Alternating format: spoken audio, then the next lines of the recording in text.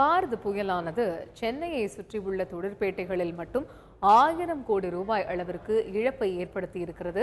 அது தொடர்பான அதிர்ச்சி செய்தி தொகுப்பு இதோ உங்கள் பார்வைக்கு.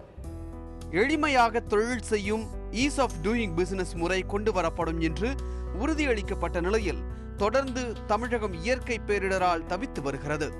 பாரத் புயலின் தாக்கம் பெரிய அளவில் தொழில்களை நசுக்கிவிட்டதாக தெரிவிக்கின்ற தொழில்துறையினர் மற்ற மாநிலங்களுடன் போட்டி போடும் அளவிற்கு தமிழகத்தில் தொழில் வளர வேண்டும் என்றால் தமிழக அரசு உடனடியாக சில நடவடிக்கைகளை மேற்கொள்ள வேண்டும் என்ற கோரிக்கையை முன்வைக்கின்றனர்.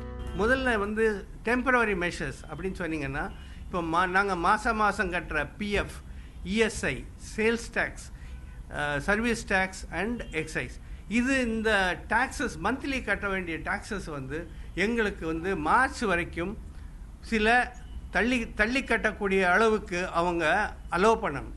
ரெண்டாவது இதுக்கு அடிஷனலாக டிலே இன் இதுக்கு கட்டுறது ஃபைன் ஃபைன் போடக்கூடாது.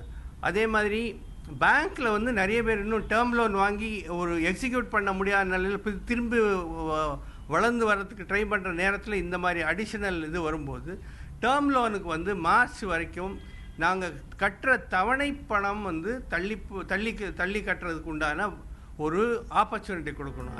பாரத் புயல் காரணமாக கடந்த 3 நாட்களில் மட்டும் 500 முதல் 1000 கோடி ரூபாய் அளவிற்கு உற்பத்தி பாதிக்கப்பட்டுள்ளதாகவும் தெரிவிக்கின்றனர்.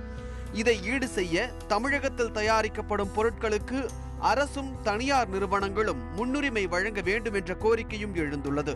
புயல் பாதிப்பு பெரும் அளவில் உள்ள நிலையில் இது சிறு மற்றும் குறுந்தொழிலை நம்பியுள்ள லட்சக்கணக்கான தொழிலாளர்களின் வாழ்வாதாரத்தை உறுதி செய்யும் என்பதே தொழில்துறையினரின் கருத்தாக உள்ளது.